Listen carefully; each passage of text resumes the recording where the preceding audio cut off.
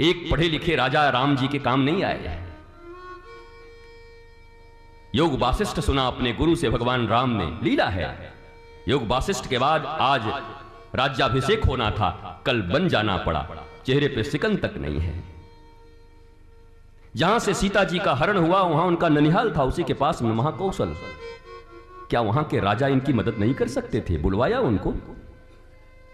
जिस जिस रास्ते से गुजरे क्या सारे साम्राज्य खत्म हो गए थे? राजाओं के नाम बता दूं कौन कौन से राज्य थे वहां पर? क्या राम जी ने किसी को याद किया, किसी को बुलाया? किसे याद किया? भारत देश के जिनको तुम अनपढ़ कहते हो उन कोल भील वनवासियों को याद किया और उनके सहारे लंका पर जाकर के विजय प्राप्त करके सीता को वापस लाया। उनको अपनाया जो वंचित थे, जिन्हें तुम वंचित कहते हो, उनको गले लगाया। परमात्मा ने किसी राजा से दोस्ती नहीं की, किसी को बुलाया नहीं, किसी को खबर नहीं किया। उन वंचितों के लिए, उनके लिए 1 मिनट का काम था बाली के लिए, जिसने रावण को अपने कांख के नीचे दबा के रखा था। ऐसे ऐसे रावण एक बार यहां से सिर्फ टेलीफोन करवाता, हेलो मैं बाली बोल रहा हूं, रावण बोल रहा हूं, कोई जानकी को वापस कर दे, बस हुजूर 5 मिनट में, 5 मिनट। थरथराता वो रावण बाली के डर से। सहस्त्रबाहु ने हराया रावण को, घुड़साल में बांध के रखा था, घोड़ों का खिलौना बना के रखा था रावण को। कोई रावण कोई अपराजेय योद्धा है क्या?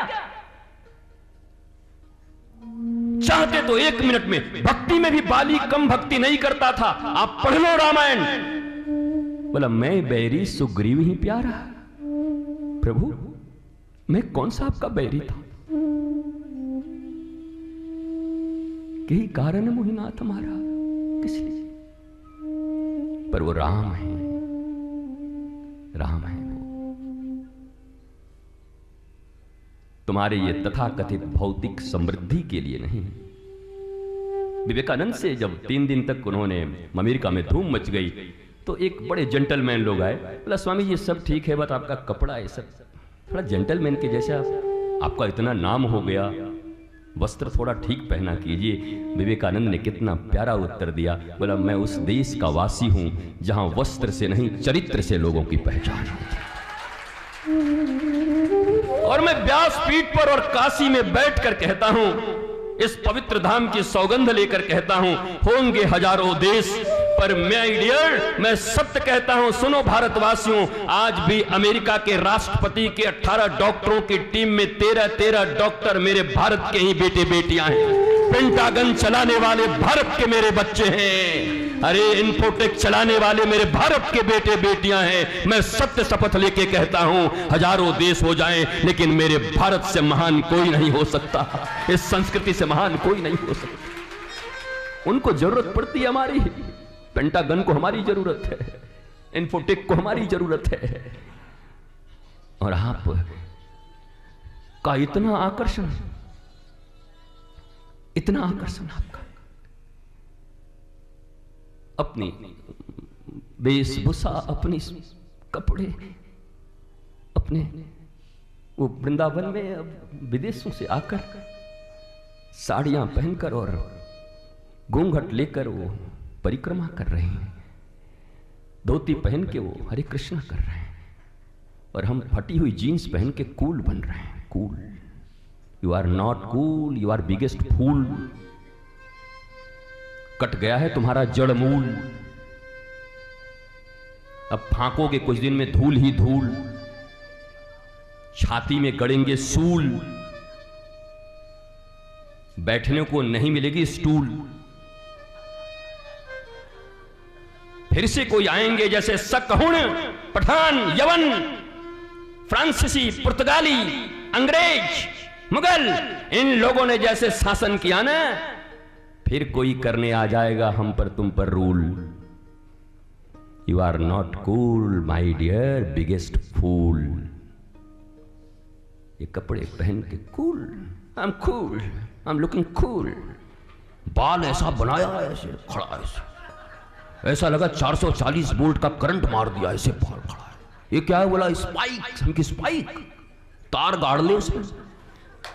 ये कान, चलो ये तो कुंडल है, ये है, एक ने जीभ में खुदवा रखा था ऐसा। उनकी यहां क्या कर रहा है? बोला आई एम कूल। बोले कूल, ये कूलनेस। जींस फटी पहन के घूम रहा है। बोला ये तो बढ़िया है, वेंटिलेशन है। बोले हमारी धोती क्या खराब है फिर? हवाई हवा है चारों तरफ से, हमारा परिधान तो देखो।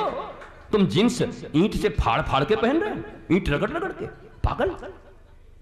ये कूल। इन तुम्हारे ही बच्चे, हमारे बच्चे, तुमको भी शर्म नहीं आता? अपने बच्चों को अपने संस्कृति के प्रति जगा नहीं पाए, उनको परिधान राधा रानी की तरह और सखियों की तरह पहना नहीं पाए, जानकी अनसुईया की तरह उनको परिधान न दे पाए।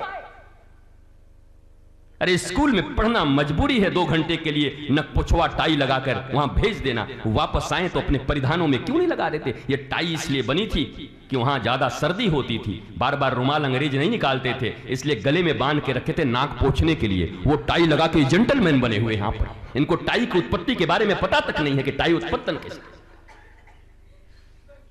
तुम अपनी संस्कृति पर ये पैंट कोट शर्ट पहनो, कोई दिक्कत नहीं, कुछ मत, लेकिन संस्कृति भीतर में जागृत रखो। और शिक्षा जब तक बदलेगी नहीं, मैं सत्य कहता हूं, सरकार अच्छी है, सरकार प्रयत्न कर रही है, भारत का भाग्य है। मैं तो बार बार कहता हूं, चाहे कोई भला कहे बुरा कहे, अरे दल्ला ही कह दो, तुम्हारे कहने से कुछ तो लोग कहेंगे, लोगों का काम है कहना।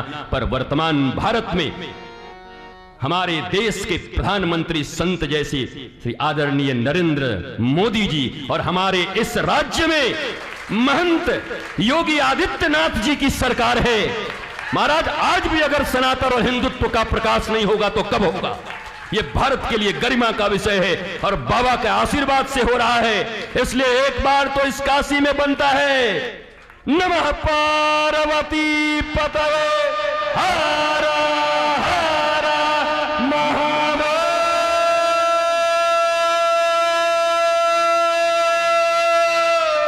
शंभो।